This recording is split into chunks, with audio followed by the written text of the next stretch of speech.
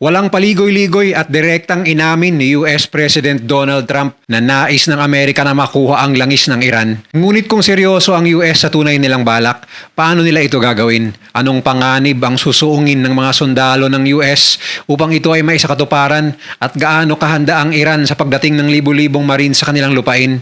Ngunit hindi pa rito nagtapos si Trump dahil nagbanta pa itong tatargetin din ng mga pinagkukunan ng kuryente, tubig at mga industriya na bumubuhay sa ekonomiya ng Iran kapag hindi pa rin ito papayag sa mga kondisyong binigay ng US.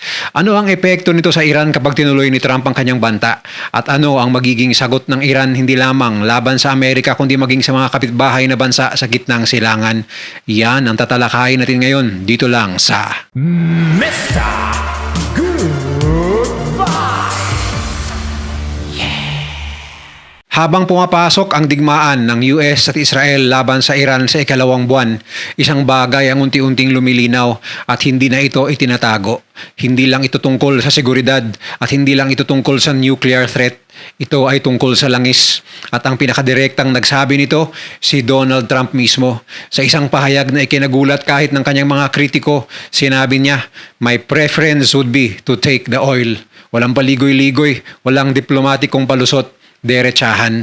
Kaya't isang tanong ang nangingibabaw ngayon, kung talagang nais kunin ng Amerika ang langis ng Iran, paano nila ito gagawin?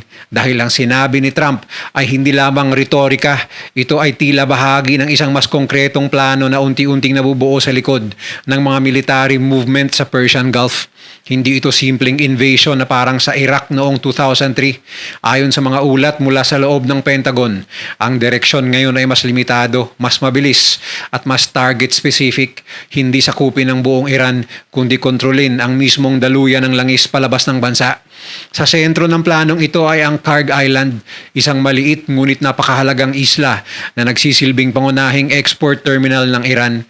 Halos 90% ng kabuuang oil exports ng bansa ay dumadaan dito. Umaabot sa humigit kumulang 1.5 million barrels kada araw. Ang stratehiya ay malinaw. Kung makokontrol ng US ang Kharg Island, hindi nila kailangang kontrolin ng buong Iran upang maimpluwensyahan ang daloy ng langis dito. Ang mga pipeline mula sa malalaking oil fields sa mainland tulad ng Avas at Marun ay diretso sa isla kung saan ito iniimbak at ikinakarga sa mga supertanker na bumabiyahe palabas ng bansa. Sa madaling salita, ang Kharg Island ang puso ng buong sistema at yun ang sinusubukang hawakan ng US. Ayon sa mga military analyst, ang unang hakbang ay hindi full-scale invasion, kundi mga mabilis at eksaktong operasyon, special forces raids, naval insertion, at posibleng airborne deployment upang pansamantalang maagaw ang isla at i-disable ang depensa nito. Layunin nitong ilagay ang US sa posisyon na kontrolin o i-shutdown ang export flow ng Iran depende sa magiging takbo ng negosasyon o digmaan. Ngunit dito nagiging komplikado ang plano. Dahil kahit makuha ang Kharg Island, hindi pa rin otomatikong mapupunta sa US ang langis. Ang produksyon ay nananatili sa mainland Iran at kung hindi ito masusundan ng mas malawak na operasyon, maaaring putulin lamang ng Iran ang supply at gawing inutil ang isla. Kasabay nito, ginagamit ng Iran ang isa pang critical na leverage, ang Strait of Hormuz kung saan dumadaan ang halos 20% ng global oil supply. Sa pamamagitan ng de facto blockade at mga pag-atake sa shipping lanes, halos napahinto ang daloy ng mga tanker na nagdulot ng agarang pagtaas ng presyo ng langis sa pandaigdigang merkado. Ito ang dahilan kung bakit nagbanta rin si Trump na targetin ang energy infrastructure ng Iran kung hindi bubuksan ang strait at kung hindi pumayag ang Iran sa mga kondisyon ng US para sa isang peace deal, isang hakbang na magpapalala pa sa sitwasyon.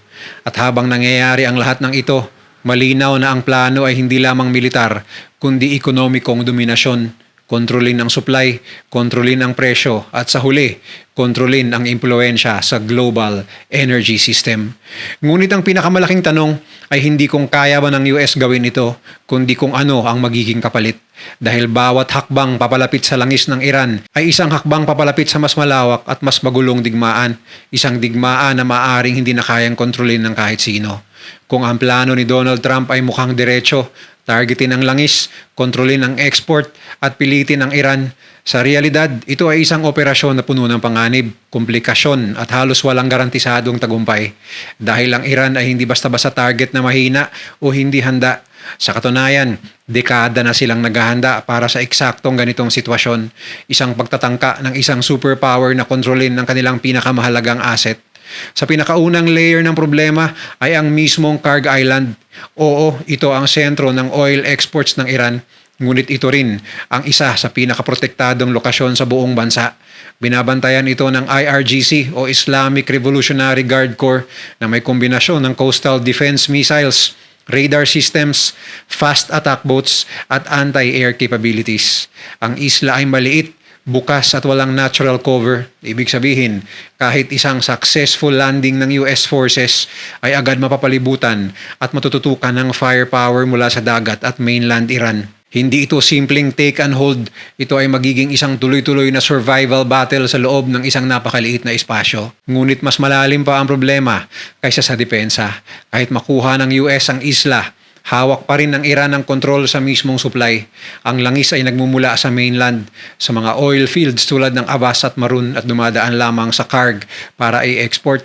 Kung mapipilitan, kayang gawin ng Iran ang isang extreme na hakbang, putulin ang daloy, sirain ang pipelines o sunugin ang storage facilities upang walang makuha ang kahit sinong sumakop. Sa ganitong sitwasyon, ang US ay posibleng makakuha ng kontrol sa isang strategic location pero wala itong aktual na langis na mapapakinabangan. Isang malaking risk para sa isang napakamahal na operasyon. At dito masusubok ang inaasahang deployment ng humigit kumulang 5,000 US Marines at 3,000 paratroopers. Isang kombinasyon ng amphibious assault at airborne insertion na karaniwang ginagamit sa mabilisang pagkuha ng strategic targets. Ang US Marines ay may dalang mabibigat na kagamitan tulad ng armored vehicles, precision-guided weapons at close air support mula sa fighter jets at attack helicopters. Samantala, ang mga paratrooper ay kayang mag-deploy sa loob ng ilang oras gamit ang transport aircraft, sabay-sabay babagsak sa target zone upang mabilis na masecure ang critical areas tulad ng runways, command centers at coastal defenses. Ngunit kahit gaano ka-advanced ang kanilang kagamitan, mahalagang tandaan na ang mga puwersang ito ay hindi invincible.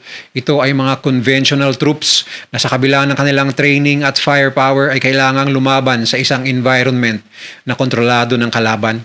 Sa isang isla tulad ng Kharg kung saan limitado ang galaw at exposed ang bawat unit, ang kanilang technological advantage ay maaaring ma-neutralize ng terrain at pre-position defenses ng Iran.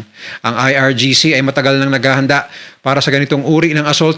May mga nakahandang missile batteries, anti-ship systems at swarm tactics gamit ang fast attack boats na kayang umatake mula sa iba't ibang direksyon ng sabay-sabay. At habang nangyayari ito, ginagamit pa rin ng Iran ang kanilang pinaka-epektibong armas, ang Strait of Hormuz. Dito dumadaan ang halos 20% ng global oil supply at sa mga nakaraang linggo, napatunayan ng Iran kung gaano kadali itong madisrupt sa pamamagitan ng naval mines at coordinated harassment gamit ang fast attack boats.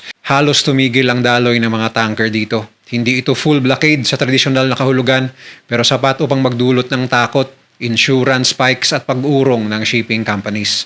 Ang resulta, tumataas ang presyo ng langis, nagkakaroon ng panic sa global market at napipilitang mag-react ang mga bansang walang direktang kinalaman sa digmaan. Dahil dito ay hindi lamang sa Kharg Island nagtatapos ang mas malawak na strategiya ng US. Sa katunayan, ayon sa mga military assessment, ang tunay na layunin ay hindi lamang kontrolin ng isang isla, kundi ang buong chain ng strategic positions sa Persian Gulf upang tuluyang mabuksan ang Strait of Hormuz. Dahil kahit makuha ang Kharg Island, kung nananatiling kontrolado ng Iran ang ibang critical islands sa paligid, mananatili pa rin ang kanilang kakayahang i-block o gambalain ang daloy ng langis sa isa sa pinakamahalagang ruta sa mundo. Dito pumapasok ang susunod na target, ang mga isla na matagal nang ginagamit ng Iran bilang forward defense at surveillance points. Kabilang dito ang Abu Musa, Qassim Island, Hormuz Island at Larak Island. Ang mga lokasyong ito ay hindi lamang simpleng isla. Ito ay mga platform ng radar systems, missile launch sites at naval staging areas na nagbibigay sa Iran ng kakayahang kontrolin ang bawat galaw sa loob ng Strait of Hormuz. Mula sa mga posisyong ito, kayang subaybayan, takutin at kung kinakailangan, atakihin ng Iran ng mga tanker at warships na dumadaan. Kaya ang konsepto ng US ay malinaw. Kung gusto nilang buksan ang Hormuz, ay kailangan nilang tanggalin ng kakayahan ng Iran na bantayan at kontrolin ito. Ibig sabihin, isang sunod-sunod na operasyon mula Karg papunta sa iba pang isla na maglalayong durugin ang layered defense network ng Iran sa buong Persian Gulf. Ngunit bawat isla na ito ay may sariling depensa, sariling tropa at sariling strategic value. Kaya ang operasyon ay hindi magiging mabilis o madali. Sa halip, ito ay magiging isang serye ng high-risk assaults na maaaring mag-trigger ng mas malawak na escalation sa rehiyon. Sa huli, ang pinakamalaking hadlang ay ang mismong laki at complexity ng Iran. Kung seryoso ang US na kunin ang langis, hindi sapat ang isang isla, hindi sapat ang isang raid, at hindi sapat ang control sa isang choke point. Kailangan itong harapin ang posibilidad ng mas malawak na operasyon sa mainland Iran, isang hakbang na magbubukas ng isang digmaan na maaaring tumagal ng taon at magdulot ng hindi inaasahang eskalasyon sa buong rehiyon. At dito nagiging malinaw ang katotohanan. Ang plano na kunin ang langis ng Iran ay hindi lamang militar na hamon. Ito ay isang strategic na sugal na maaaring magdulot ng mas malawak na krisis kaysa sa kayang kontrolin ng kahit sinong leader. At habang pinaplano ang ganitong hakbang, lalong tumitindi ang retorika mula sa Washington. Muling nagbabala si Donald Trump na kung hindi papayag ang Iran sa mga kondisyon ng Amerika at mananatiling sarado ang Strait of Hormuz, hindi lamang oil infrastructure at Karg Island ang target, maaari rin nilang tamaan ang water systems, power grids at iba pang critical infrastructure ng Iran. Mga target na direktang makakaapekto sa buhay ng milyon-milyong inosenteng sibilyan. Ito ay isang malinaw na signal na ang pressure ay hindi lamang militar, kundi sa kabuuan, isang kombinasyon ng economic at infrastructure warfare upang pilitin ng Iran na umatras. Ngunit sa kabilang panig, ang ganitong mga banta ay maaaring magbukas ng mas mapanganib na yugto ng digmaan dahil habang pinipilit ng US na tanggalin ang kontrol ng Iran sa Hormuz, mas lalo namang nagiging desperado ang Iran na ipagtanggol ang kanilang huling leverage. At kung magpatuloy ang ganitong direksyon, ang simpleng layunin na buksan ang Strait of Hormuz ay maaaring mauwi sa isang malawakang labanan na hindi na lamang tungkol sa isang isla o isang ruta, kundi tungkol sa kontrol sa buong rehiyon. Sa katunayan ay mas lalo lamang nagiging agresibo ang tugon ng Iran at ngayon hindi na lamang ito nakatutok sa US o Israel. Sa halip, malinaw na ang mensahe ng Iran kung sila ay masusugatan, buong rehiyon ang madadamay. Ayon sa mga opisyal at ulat, nagbabala ang Iran na maaari nitong targetin ang energy infrastructure, oil facilities at higit sa lahat ang mga desalination plant sa mga karatig bansa sa Gulf region. Mga pasilidad na kritikal sa supply ng tubig ng milyon-milyong tao. At hindi ito basta banta lamang. Sa mga nakaraang araw, may mga ulat na aktwal na tinamaan ng ganitong target. Kabilang ang isang desalination at power facility sa Kuwait na nagdulot ng pinsala at pagkamatay ng isang worker. Sa ibang bahagi ng rehiyon, iniulat din ang pag-atake sa oil at gas infrastructure bilang tugon sa mga strike laban sa Iran. Ibig sabihin, ang digmaan ay hindi na confined sa iilang battlefield. Ito ay kumakalat sa mismong lifelines ng modernong lipunan, tubig, kuryente at enerhiya. Ang desalination plants ay hindi tulad ng ordinaryong target. Sa Middle East, ang mga bansang tulad ng UAE, Kuwait at Qatar ay umaasa sa mga pasilidad na ito para sa karamihan ng kanilang drinking water. Sa ilang kaso, higit 90% ng kanilang supply ay galing dito. Kapag ito ay tinamaan, hindi lamang industriya ang maapektuhan kundi mismong buhay ng mga sibilyan. At dito nagiging mas kontrobersyal ang hakbang ng Iran. Dahil para sa maraming bansa at analista, ang pag-target sa ganitong uri ng infrastructure ay itinuturing na isang anyo ng terror-style warfare, kung saan ang layunin ay magdulot ng takot at destabilisasyon sa buong populasyon, hindi lamang sa militar. Ngunit sa kabilang pananaw, may mga nagsasabi na ito din ay indikasyon ng isang mas malalim na problema, isang senyales ng pressure at posibleng kahinaan sa loob ng Iranian leadership. Dahil kung ang isang bansa ay handang palawakin ang laban at damayin ang buong rehiyon, maaring ito ay dahil nararamdaman nitong napapalibutan na ito at unti-unting nawawala ang kontrol sa sitwasyon. Sa madaling salita, habang lumalakas ang banta ng Iran, may mga eksperto na naniniwala na ito rin ay nagpapakita kung gaano kataas ang nakataya at kung gaano kalaki ang pressure na kanilang kinakaharap. Ang ganitong palitan ng banta ay nagpapakita na ang digmaan ay lumilipat na mula sa tradisyonal na military targets papunta sa mas sensitibo at mas mapanganib na mga sektor. At habang ang dalawang panig ay patuloy na nagtataas ng mga banta, isang bagay ang malinaw na ang digmaang ito ay hindi na lamang tungkol sa langis o teritoryo. Ito ay nagiging isang labanan kung saan ang mismong pundasyon ng buhay sa rehiyon, tubig, kuryente at enerhiya ang nakataya. At sa puntong ito, ang tanong ay hindi na kung sino ang mananalo, kundi kung gaano kalaki ang magiging pinsala bago pa man ito matapos. Samantala, ipinakita rin ng Iran na kaya nitong lumaban sa ibang panig. Sa Israel, tinamaan ng mga missile ang mga energy-related targets sa Haifa at Ashdod bilang tugon sa pag-atake sa kanilang sariling infrastructure. Kahit sinasabing limitado ang damage, ang tunay na epekto ay psychological at strategic. Ipinakita ng Iran na ang anumang pagtatangka na targetin ng kanilang ekonomiya ay may kapalit na pag-atake sa ekonomiya ng kanilang mga kalaban. Kaagad na nag-react ang Israel sa pamamagitan ng mas pinaigting na air campaign laban sa mga target sa loob ng Iran.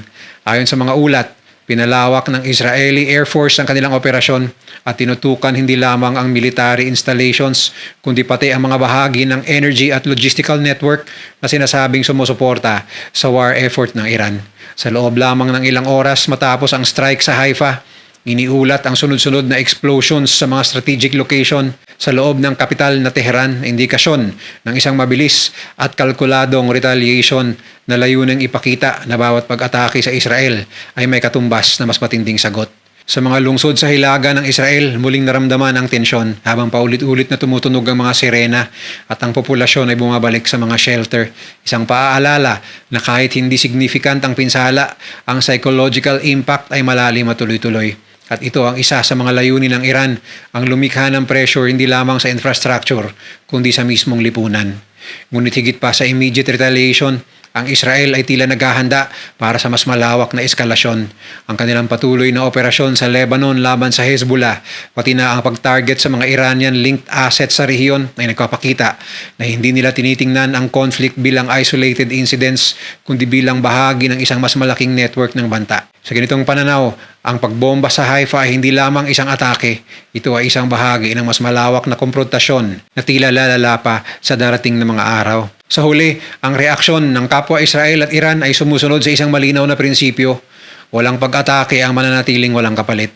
Ngunit habang patuloy ang ganitong cycle ng pag-atake at pagganti, lalong tumataas ang panganib na ang bawat hakbang ay magdala sa rehiyon palapit sa isang mas malawak at mas mapanganib na digmaan. Isang digmaan kung saan ang bawat bagong strike ay hindi na lamang tugon, kundi isang hakbang papunta sa mas malalim na krisis na maaaring makaapekto hindi lamang sa mga militar, kundi sa mga inosenteng sibilyan. Kung nagustuhan mo ang video na to, share mo naman sa iba at mag-subscribe ka na rin. Panoorin mo na rin yung mga videos na nasa kanan para lalo pang maubos ang oras mo.